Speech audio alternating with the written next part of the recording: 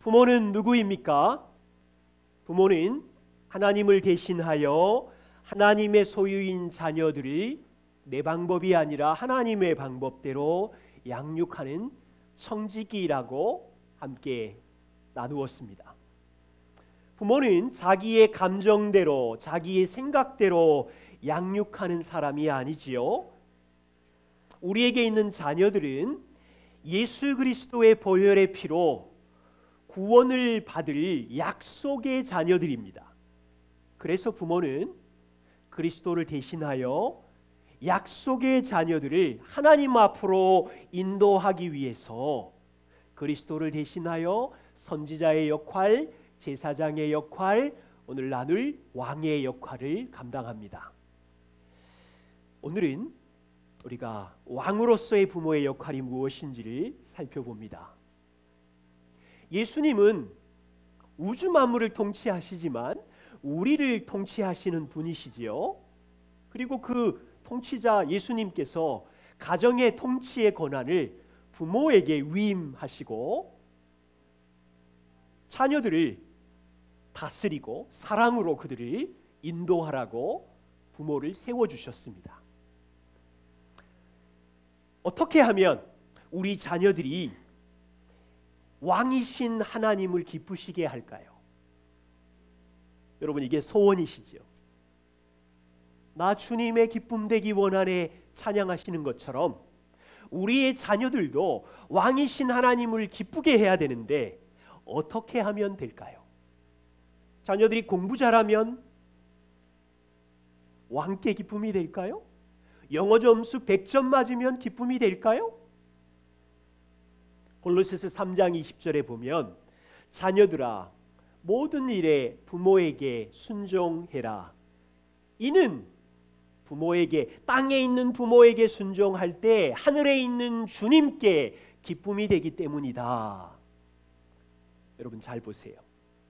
자녀들이 땅에 눈에 보이는 부모에게 순종할 때 눈에 보이는 것은 땅에 있는 부모에게 순종하는 거지만 사실은 하늘에 계신 영광의 왕께 순종하는 거예요.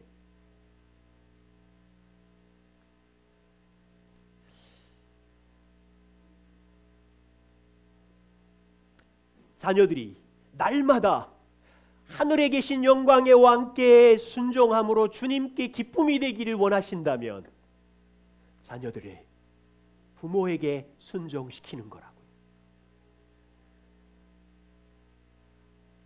이 순종의 궁극적인 목적이 있어요. 자녀들이 눈에 보이는 부모에게 순종함으로 부모의 만족을 주기 위함이 아니에요. 그걸로 폼 잡지 마세요. 자녀들이 부모에게 순종함으로 하늘에 있는 영광의 왕과 사랑의 관계를, 영광의 왕께 순종하는 자녀의 관계를 지속함으로 하늘의 아버지와 기쁨의 관계를 갖기 위해서예요. 다시 말하면요, 자녀들이 부모에게 순종하지 않게 내버려 두는 것은 부모가 하늘의 왕께 불순종하는 것이고, 부모가 자녀들이 하나님과 건강한 관계를 가로막고 있는 거예요. 자녀들이 부모에게 순종하는 것이 하늘의 하나님께 순종하는 것이라는 게 분명하면, 왜 그게 중요하냐면 하나님의 마음을 아셔야 돼요. 자녀들이 부모에게 순종해야 부모가 말하는 복음이 자녀에게로 전해지고 부모가 말하는 하나님이 누구시며 하나님의 진리가 자녀에게 전수되기 때문에 부모에게 순종하는 거예요. 부모의 마음을 만족시키는 게 아니라고요. 자녀들이 부모에게 불순종하면 부모가 무슨 말을 해도 안 들을 거거든요. 부모 안에 있는 영광의 하나님과 복음이 전해질 수가 없는 거예요.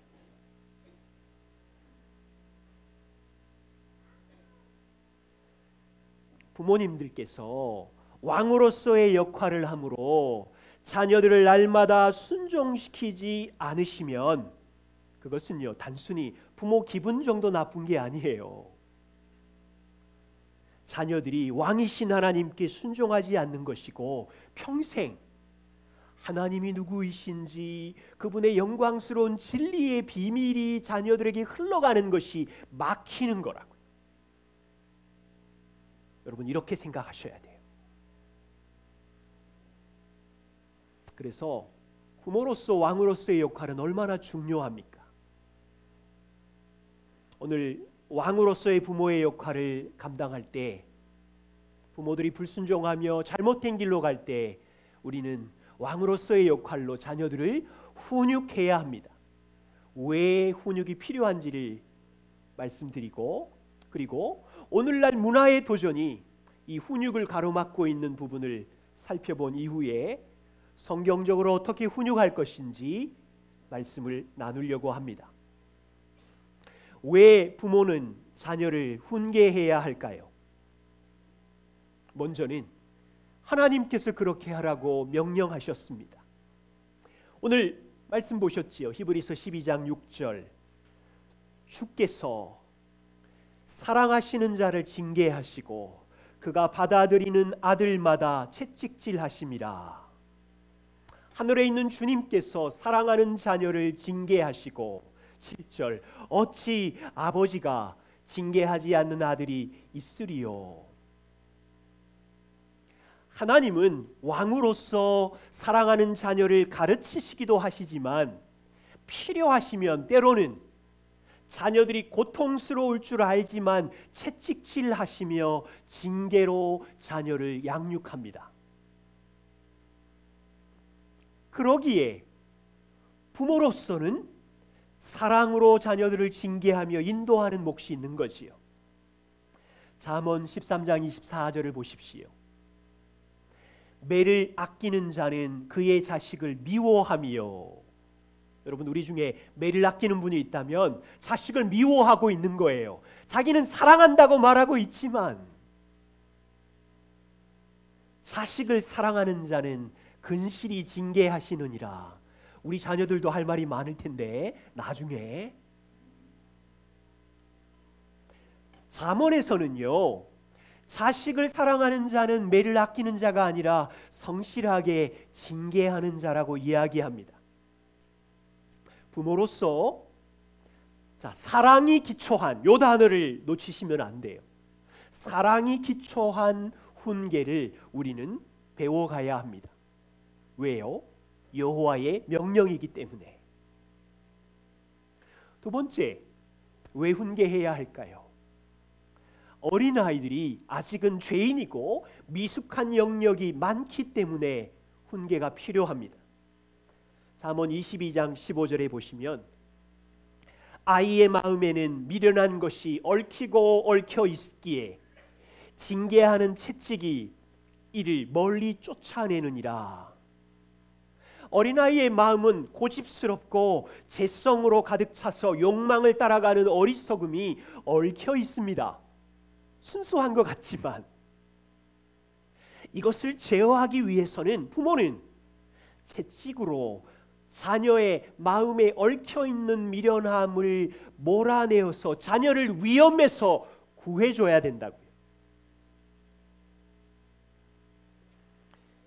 미숙하고 죄인인 자녀인 줄 알면서도 자녀들이 자기 마음대로 하도록 내어버려 둔다면 하나님께서 히브리서 12장 8절에 뭐라고 말씀하시냐면 사생자다. 니네 아이 아니니? 자녀가 망가지는데도 그냥 내버려 두면 그런데도 징계가 없으면 사생자요 친아들이 아니니라. 자녀가 막 술로 망가지고 있고 게임으로 망가지고 있고 불순종으로 망가지고 있는데 그냥 내버려 둔다면 걔네들 사생자냐? 좋은 아들들이냐?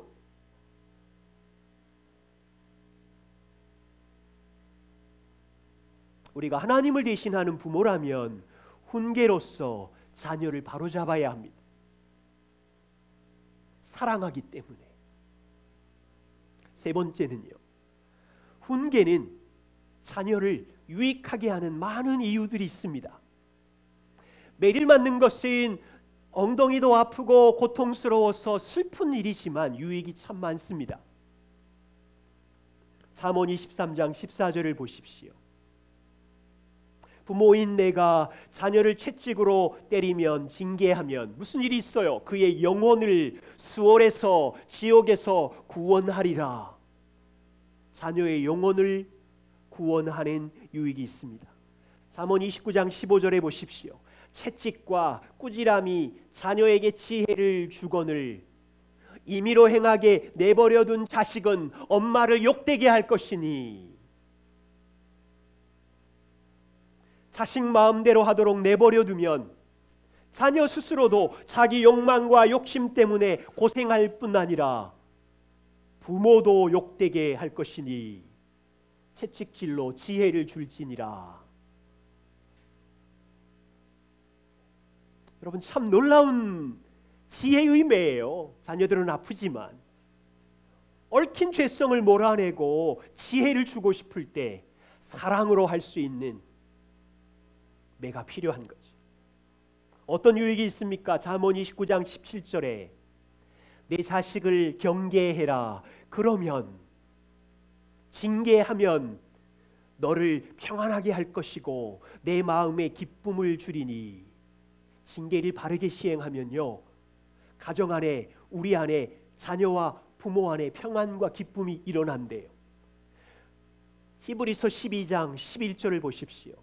무릇 징계가 당시에는 즐거워 보이지 않지만 엄마에게 아빠에게 혼이 날 때는 즐거워 보이지 않고 슬퍼 보이지만 매 맞는 거 좋아하는 아이들이 있나요?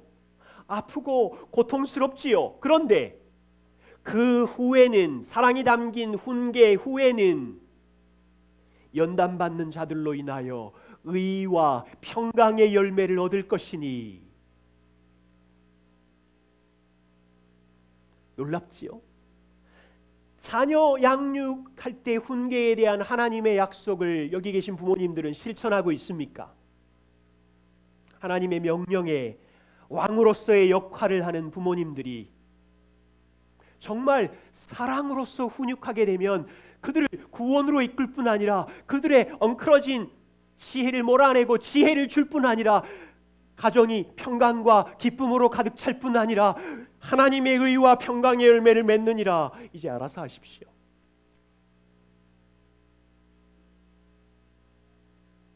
그런데요, 이 왕의 부르심을 감당하려면 오늘날 세상의 도전이 만만치가 않아요. 성경의 지혜보다 세상의 지혜가 우리를 혼란하게 만들고 있어요. 육아 전문 프로그램이랄지 매스컴 전문가들이 역사적으로 보면 50년 동안 세상의 심리학자들, 교육학자들이요, 부모가 가정에서 자녀를 체벌하는 것을 찬성하지 않고 있어요. 제가 그래서 리서치를 했거든요. 매년마다 다르게. 올해 어떤 정신과 의사가 인터뷰를 하는데 현재 세상의 37개국이 가정 내에서 부모가 체벌하는 것을 법으로 금지하고 있더라고요. 37개 나라가. 해가 더할수록 늘어가요. 아마 우리나라도 부모의 아동학대의 신문이 막 계속 있으니까 언젠가 그렇게 될 수도 있어요. 세상의 교육 전문가들과 이런 분들의 의견은요, 많은 폭력적인 부모들의 행동이 잘못된 체벌을 가하는 통계 수치를 조사해서 체벌이 자녀를 망친다는 조사의 근거에서 법으로까지 나가는 거예요. 여러분, 특별히 이분 아시지요? 제가 오은영 박사님을 가끔은 보고 있지만 2005년부터 2016년까지 육아 전문 프로그램 우리 아이가 달라졌어요, 이것을 통해서 대중에게요, 별명이 육아의 신이라고 소개가 되고 있더라고요. 육아의 신, 소아 청소년 정신과 박사인데요, 이분의 말이 이렇습니다.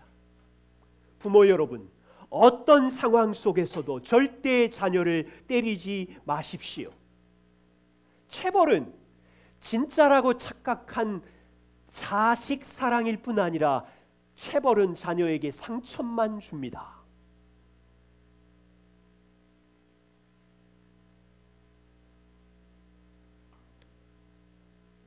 이분의 입장은 체벌 금지론자입니다. 자신의 아들도 해초리를 한 번도 대지 않고 키웠다고 이야기하고 있어요. 한국 사회와 엄마들에게 지대한 영향력을 끼치고 있지요, 지금. 그녀가 말하는 부모 10계명의 네 번째가 이겁니다. 때리지 마세요. 부모는 때리지 마세요. 부모에게 맞으면 아이는 세상이 안전한 곳이라고 느끼게 돼요. 체벌의 90% 이상은 부모가 자기의 감정을 다스리지 못한 결과이기에 때리지 마세요. 자, 여기서 단서를 찾을 수 있어요. 그녀가 체벌을 금지하는 이유는 부모들의 체벌의 90% 이상이 자기 감정을 다스리지 못한 상태에서 진행되고 있기에 차라리 금지, 이거예요. 그런데요, 분명한 건 세상 교육 전문가들이 말하는 체벌 금지론은 하나님의 자녀 양육의 방법하고는 거리가 멀어요. 우리는 이런 문화적인 도전 상황에 살고 있습니다. 그런데 기억할 것은 있어요. 부모인 우리가 감정을 다스리지 않고 분노로 체벌하는 것은 하나님도 금하셨거든요. 세상 전문가들이 반대하는 체벌은 자녀를 매로 때리는 것은 감정을 조절하지 못하는 아동학대로 폭력적인 부분으로 발전할 수 있기 때문에 세상 전문가들은 금지 이렇게 한 거거든요. 이 부분은 동의합니다. 그런데 하나님은 뭐라고 하시냐면 부모 여러분, 여러분의 감정을 다스리고 분노를 다스리고 자녀를 매로 대화로 순종하도록 도와주십시오. 우리가 이 시대에 사는 동안 하나님을 대신해서요, 왕의 역할로 자녀를 훈육할 때 이런 세상의 도전과 갈등을 겪게 됩니다. 하나님께서 명령하신 징계를 우리는 잘 이해해야 합니다. 세상 전문가들이 말하는 아동학대와는 아무런 관계가 없습니다. 성경이 말하는 체벌은요, 부모의 분노를 분출하는 것이 절대 아닙니다. 홧김에 자제력을 잃어서 부모의 감정을 쏟아내는 징계를 하라고 한 적이 없습니다.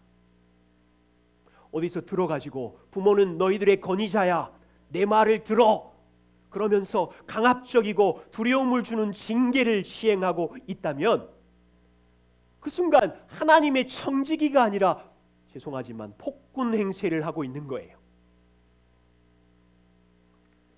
이런 분노의 감정을 무자비하게 쏟아내는 부모의 징계는요, 부모로 불러주신 목적, 이 아이들을 하나님께로 인도하는 데 전혀 도움이 안 돼요. 오히려 자녀들에게 불쾌감을 주고 거절감을 주고 하나님께로 멀어지게 하고, 자녀를 노엽게 했으니 자녀들이 길을 세우고 부모 안에 있는 하나님을 들으려고 하겠어요. 야고보서 2장 20절 말씀을 잘 기억해 주십시오. 사람의 성내는 것이 하나님의 의를 이루지 못하리로다. 여러분, 성내면서 훈육하시면 하나님의 의를 전혀 이룰 수가 없어요. 그래서 부모인 우리는 매를 사용할 때 정말로 신중해야 합니다.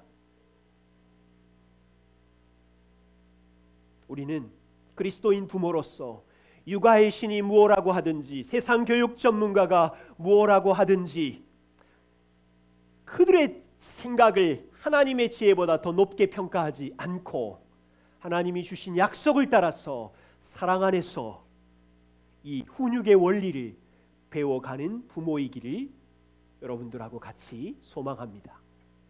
그렇다면요, 성경적인 훈육의 원리, 큰 원리를 말씀드리죠. 크게 세 가지 원리를 기억해 주십시오.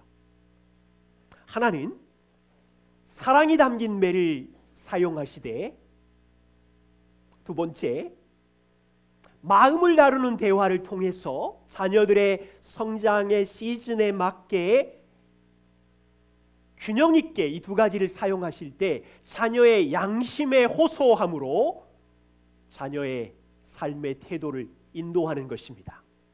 사랑이 담긴 매와 마음을 다루는 대화를 균형 있게 사용함으로 자녀의 마음의 양심에 호소하면서 자녀들을 이끄는 것입니다. 좀 구체적으로 살펴보면, 먼저는 어릴 때부터 이 매를 사용하면서 자녀의 의지를 복종하게 하는 것이 중요합니다. 여러분, 그 감리교를 세운 요한 웨슬리 아시지요? 그 어머님이 수잔나 웨슬리인데요, 자녀가 무려 19명이 있었습니다. 그런데 그 옛날에는 의료시설이 불편해서 9명의 자녀들이 어릴 때 그만 세상을 떠났습니다. 이 19명을 키우면서 수잔나 웨슬리에게는 자녀 양육의 놀라운 성경적인 원리를 몸으로 배웠습니다. 그리고 친구에게 이와 같은 편지로 자녀 양육을 도왔습니다.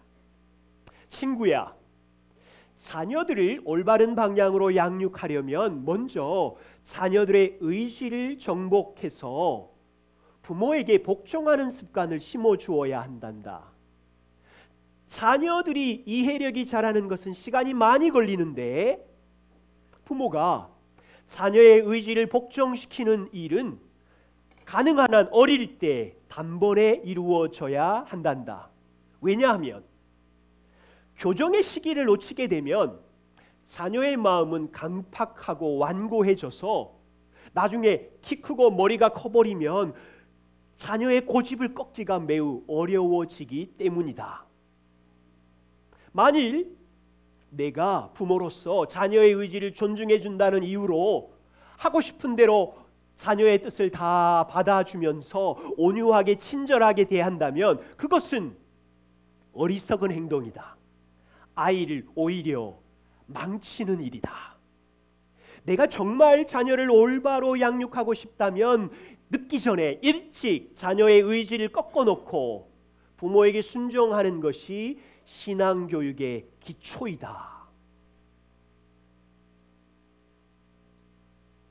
많이 생각해 보십시오. 수잔나 웨슬리는 알았어요. 자녀의 의지를 일찍 꺾는 것이 자녀의 마음에 거하는 어리석은 죄와 아이들의 욕심과 고집을 꺾음으로 부모에게 순종하면서 매일 하나님을 기쁘게 한다는 원리를 이 웨슬리 엄마는 알았습니다. 자녀들이 일찍 자기의 고집스러운 마음을 꺾게 되면 부모 안에 있는 하나님의 말씀에 순종하게 되고 평생 평안과 의의 열매를 맺는다는 것을 수잔나 웨슬리 어머니는 아셨기에 가능한 한 일찍 아이들의 고집을 꺾도록 친구에게 권하고 있는 거예요.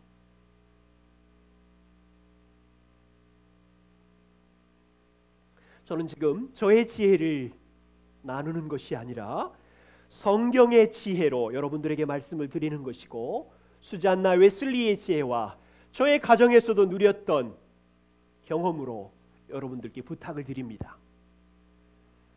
이 기초 위에 몇 가지 사랑으로 훈계하는 과정을 간단하게 말씀드립니다.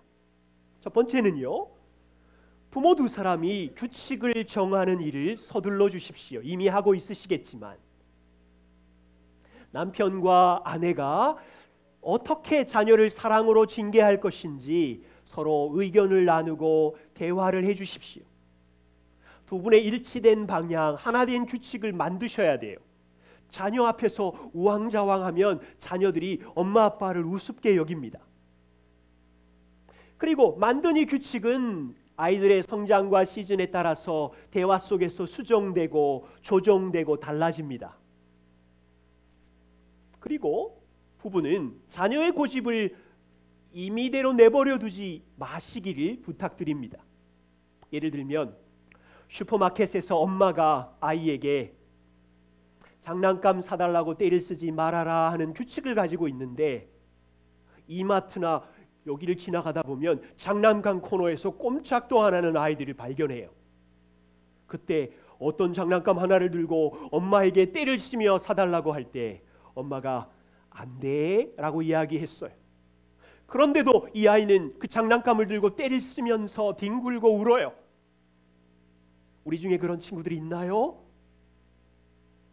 그럴 때 엄마는 장 보느라고 바빠가지고 다른 거 짚고 그 다음에 찾아와서는 너 안 된다고 얘기했지? 안 되는 거야?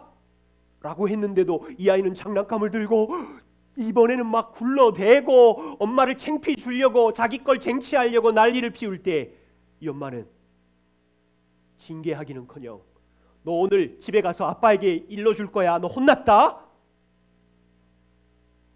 여러분, 이렇게 하는 훈육은 아이를 망치는 거예요. 매일마다 부모는 괴로우셔야 돼요. 저는 부모님이 괴롭기를 원치 않고 아이들이 3번, 4번, 5번 때를 쓰면서 엉망인 삶을 살기를 원치 않아요. 두 번째 단계는 훈계입니다. 대화로 훈계하실 텐데 부모는 가정의 규칙을 자녀에게 분명히 제시하고 자녀들이 부모가 제시하는 규칙을 이해하였는지를 확인하셔야 됩니다.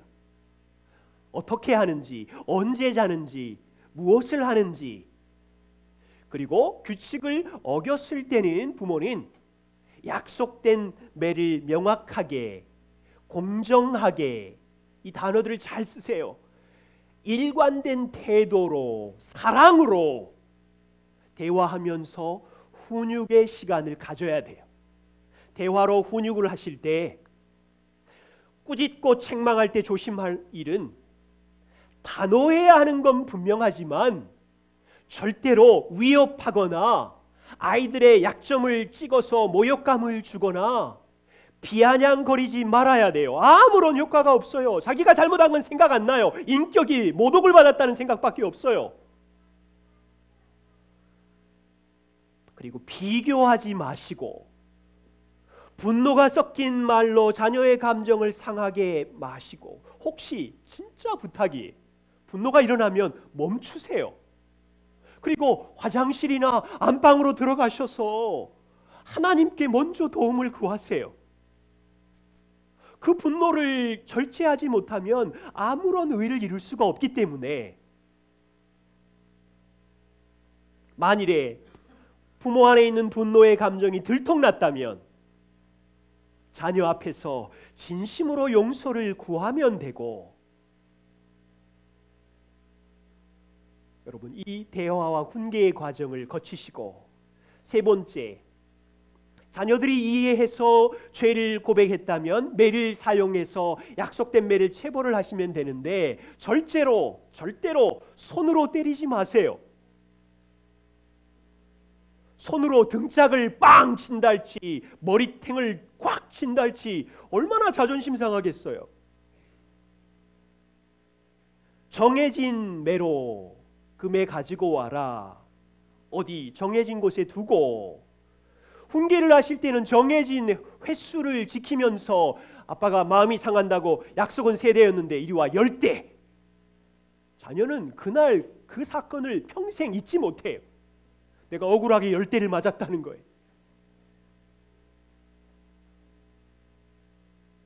정말 중요한 거 한 가지 부탁드려요. 1대1로 훈계하세요. 아이들이 많은 곳에서 형이나 언니를 훈계하면 언니나 형은 지금 엄마 아빠의 말이 들리는 게 아니라 동생들 말이 옆에 있어서 수치스러우니까 엄마 아빠 말은 안 들려. 아이들에게 창피한 거예요. 제가 자녀들에게 자주 듣는 말이에요. 아이들 앞에서 자기를 욕보였대요. 그런데 엄마 아빠는 시간이 없으니까. 그럼 아예 하지 마세요. 훈육의 방으로 데리고 가셔야 돼요. 안방이든지. 자녀 여러분, 훈육의 방이 있어요? 없대요 지금. 훈육의 방을 찾으세요. 그리고 인격적으로 대화하세요. 그리고 아름다운 스토리가 되도록 아이들과 대화하세요. 매를 사용하지만 죄를 고백할 뿐 아니라 서로 용서하고 화해시키게 하고 함께 기도하는 시간으로 가지고, 지금 부모의 감정이 막 오르락부리락 하는데 어떻게 기도하고 어떻게 안아줘요? 시작부터 감정을 절제할 수 있어야 대화도 조근조근 할 수 있고, 매도 분노 없이 약속된 걸로 할 수 있고, 사랑으로 기도할 수도 있고, 사랑으로 안아줄 여유가 있는데 처음부터 이미 톤이 올라갔으면 뒤에 아름다운 스토리를 만드는 일은 전혀 예상할 수 없어. 성경에 보니까 훈육은 하라고 해서 했는데 완전히 훈육은 고통스러운 시간. 그게 아니지요. 아름다운 스토리가 되도록 마지막에 자녀들이 잘못한 책임질 일이 있으면, 다른 사람에게 손해를 끼쳤으면, 책을 찢어버렸으면, 장난감을 망가뜨렸으면 때로는 자신의 용돈에서 배상하게 해주는 거예요. 요 간단한 원리지만 여러분 가정의 훈육의 자리에 이 원리를 생각하며 수정하며 성장해 가고 있는지를 잘 기억하신다면 왕으로서의 부모의 역할을 성숙되게 배워가시는 거예요. 두 번째는요, 마음을 다루는 대화로 자녀를 돕습니다. 대화는 정말로 중요한데 혼자 말하는 독백은 대화가 아닙니다. 자녀를 양육할 때 부모만 말하는 것은 대화가 아니에요. 자녀도 말할 수 있어야 돼요. 부모님들이 조심해야 될 것은 부모가 보고 느낀 것을 쏟아내는 일방적인 대화를 조심하세요. 자녀들이 한 행동에 대해서 부모가 보고 느낀 대로 그냥 부모님은 쏟아내시는데 대화의 목적은 그게 아니에요. 자녀의 행동에 대해서 부모의 느낌을 말하는 것이 아니라 자녀의 마음속에 무슨 일이 있었는지를 부모님이 경청하는 훈련을 하셔야 돼요. 부모님이 경청하는 실력이 없어서 자녀 마음에 뭐가 얽혔는지를 모르고 하시면 자녀의 마음은 노여워지는 거예요. 먼저 잘 듣는 부모를 연습하는 것이 중요합니다. 그 후에야 자녀의 마음에 얽히고 미련한 죄된 동기를 살펴서 도와줄 수 있습니다. 대화를 여러분 가정의 훈육의 원리로 붙들고 들어올 때 기억하실 것은 자녀의 이해의 수준에 따라서 또 자녀가 성장하는 나이에 따라서 시간과 에너지를 다르게 가져가야 된다는 겁니다. 이해력이 짧은 8살 전의 아이들하고는 1시간씩 대화할 필요가 없어요. 5살, 6살 아이들에게는 1, 2분이면 충분히 대화 가능합니다. 그리고 자녀와 약속한 매로 미련한 마음을 제거해 주시면 됩니다. 그런데 이제 8살 이상 초등학생이 되면 대화는 조금씩 늘어가야 합니다. 마찬가지로 그렇다고 해서 30분씩 1시간씩 대화를 할 필요는 없어요. 초등학교 저학년 아이들은 했던 얘기를 또 하고 했던 얘기를 또 하기 때문에 제 생각에는 한 10분이나 최대한 20분이면 충분합니다. 그리고 약속한 규칙을 가지고 또 그 과정을 가지고 돌보아 주시면 되지요. 만일에 자녀들이 10대가 넘어가면 자녀마다 달라요. 어떤 아이들마다 다르지만 대체로 초등학교 4학년이 넘어가면 대화가 더욱 필요한 시기라는 것을 이해하시고 매를 줄여가야 합니다. 중학생이 되면 때때로 대화의 시간이 이제 아버지들이 이제 분주하시지만 분주해서 많은 경우는 못 돌봐주시겠지만 어떤 이슈를 도와줄 마음이 있으시다면 중학생 이상은 30분, 1시간 정도의 시간을 들여서 아이들의 마음을 살펴주는 대화가 필요합니다. 중학생들은 제 경험으로 대부분 대화로 훈육이 가능하고요.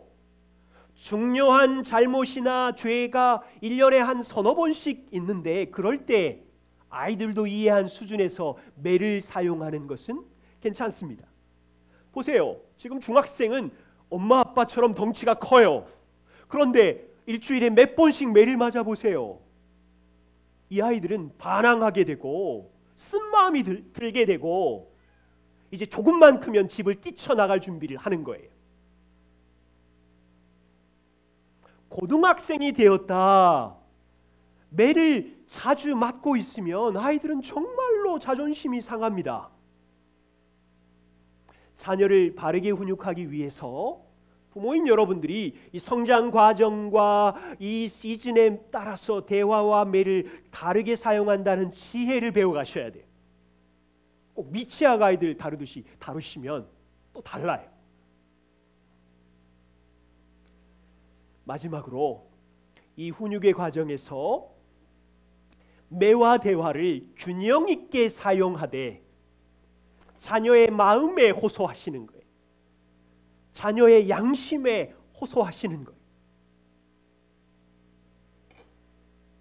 한 가지 안타까움은 부모인 우리들이 지금 우리가 나눈 이 성경적인 대화와 매를 사용하는 부모를 경험해 본 적이 없어요. 그래서 이것이 얼마나 어려운 과정인지 잘 알아요. 오히려 부모인 우리의 경험은 매 없이 너무도 허용적이고 그냥 방치 내버려둔 부모를 경험했고, 어떤 부모는 사사건건 건드리며 분노하며 군인 같은 부모를 경험했는데, 우리는 지금 왕이신 하나님이 우리를 돌보시는 것을 배워서 사랑과 인내와 이런 성경적인 훈육을 배우고 있으니 저를 포함한 여기 있는 부모들에게 이것이 얼마나 어려운 일인지 알고 있습니다. 그래서 자녀 여러분들은 엄마 아빠를 많이 용서해 주셔야 되고 기다려 주셔야 되고, 부모인 우리는 함께 성장해 가야 합니다. 찰리라는 남자아이가 있었어요. 이 찰리가 교회에 왔다가 교회 헌금통에 손을 넣고 $2를 훔쳤는데, 옆에 있던 탐 아저씨가 발견해서 이 찰리를 아버지 앞에 데리고 왔습니다. 찰리는 아버지에게 $2를 내어놓으며 눈물을 흘리며 용서를 구했습니다. 그러자 아버지가 아들에게, 아들아, 아빠는 너가 돈통에서 헌금통에서 $2를 훔칠 때 하나님이 너를 긍휼히 여겨서 그 행동이 누군가에게 보게 되고 그 행동을 더 이상 확대하지 않도록 해주신 하나님께 감사하단다. 하나님은 죄를 지은 너를 용서해 주실 것이고 너가 더 이상 강팍해지지 않도록 도와주신 거, 그리고 누군가 너의 훔치는 장면을 보게 된 거 얼마나 감사하니? 너도 인정하니? 찰리가 아빠 맞아요, 하나님 참 고마워요, 고개를 끄덕거렸어요. 아빠는 계속해서 찰리야, 그래서 예수님이 오신 거야. 예수님이 오신 것은 아빠에게도 훔치는 마음이 있고 너에게도 훔치는 마음이 있는 죄인인데 예수님이 너를 위해서 오셨고 훔치는 그 죄의 진노를 예수님께서 십자가에 죽으심으로 다 용서해 주셨고 너를 있는 모습 그대로 용납해 주시기에 얼마나 감사하니? 그리고 하나님께서 찰리 너의 마음을 바꾸어 주셔서 이제 선한 일을 하는 사람으로 사용해 주실 거야. 여러분, 이 말을 아빠가 분노하지 않고 조곤조곤 얘기하니까 찰리가 다시 눈물을 흘리면서 주머니에서 아빠, 제가 $20도 훔쳤어요 꺼내는 거예요. 찰리는 $2를 내놓으며 슬픈 채 하고 넘어가는 줄 알았는데 아빠의 간절한 호소에 양심이 찔려서 악한 죄인에게 베풀어 주시는 하나님의 은혜에 마음이 열린 거예요. 여러분, 가만히 살펴보세요. 우리 일상의 삶에 하나님은 우리의 회개와 우리의 죄와 반복되는 것 속에서 얼마나 많이 속으시면서 긍휼과 사랑과 자비로 우리를 돌보세요.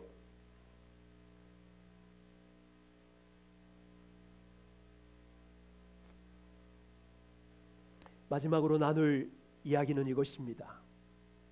부모로서 왕의 역할을 하는 모든 과정이 부모를 향한 하나님의 구원의 과정이고 자녀를 향한 하나님의 구원의 과정 안에 있습니다. 우리가 신실하게 성실하게 훈육할 때 하나님이 일하십니다. 자녀를 훈육할 때 부모의 위치는 두 가지인데요.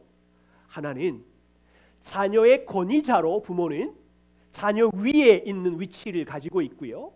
또 다른 하나는 자녀 옆에서 자녀와 동일한 죄인의 위치에서 돕고 있습니다. 부모인 우리는 왕이신 하나님을 대신하여 권위자로 자녀 위에 있지만 죄인이기 때문에 아이들의 말과 태도의 반응에 짜증을 부리고 분노를 쏟아내며 다양한 죄를 경험할 가능성을 가진 옆에 있는 죄인으로 같이 길을 걸어가고 있어요. 저의 경험상 속에 있는 게 다 까발려진 내 안에 더러운 죄들과 우상들이 다 통나게 되는 현장을 자녀 양육에서 경험합니다. 이때 부모로서 기억해야 되는 것 하나는 왕이신 하나님은 내 안에 일하시며 자녀 안에 신실하게 일하고 계시다는 것을 기억하는 거예요. 그리고 그 훈육의 현장에 부모인 우리가 얼마나 처절하게 망가진 죄인인지를 발견해 가면서 우리를 있는 모습 그대로 용납하시는 용서의 은혜를 확인하는 과정이 이 왕으로서의 역할을 하면서 계속 경험하는 겁니다. 그럴 때마다 부모는 먼저, 이 단어를 잘 들으세요. 먼저 자신의 마음을 살펴야 하고요. 먼저 자기 마음의 우상을 발견하도록 하는 것이요. 부모는 먼저 하나님께 죄를 고백하며 자녀에게 용서를 구해야 할 일이 많아질 거예요.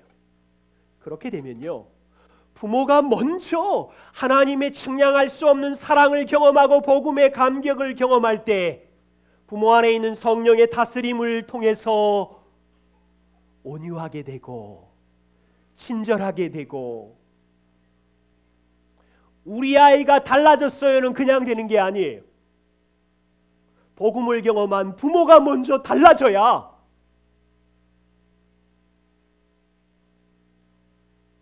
그 복음의 영향력을 받은 말의 태도와 모든 것이 달라진 부모의 모습을 보면서 우리 부모님 안에 하나님이 진짜구나, 살아계시구나, 그 사랑이 변함이 없으시구나,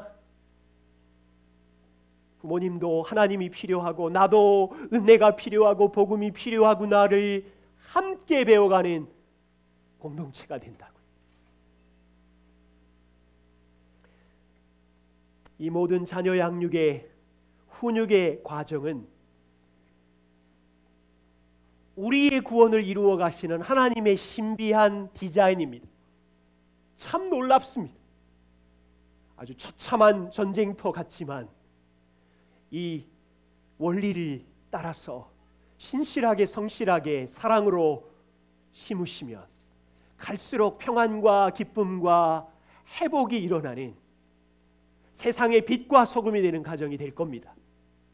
그와 같은 일들이 우리 주님의 은혜교회 가정들이 되면 여러분들을 찾아오는 친구들, 이웃들이 많아질 거고, 그럴 때 여러분 안에 계신 영광의 하나님을 잘 소개해 주신다면 그곳에 하나님의 나라가 확장됩니다.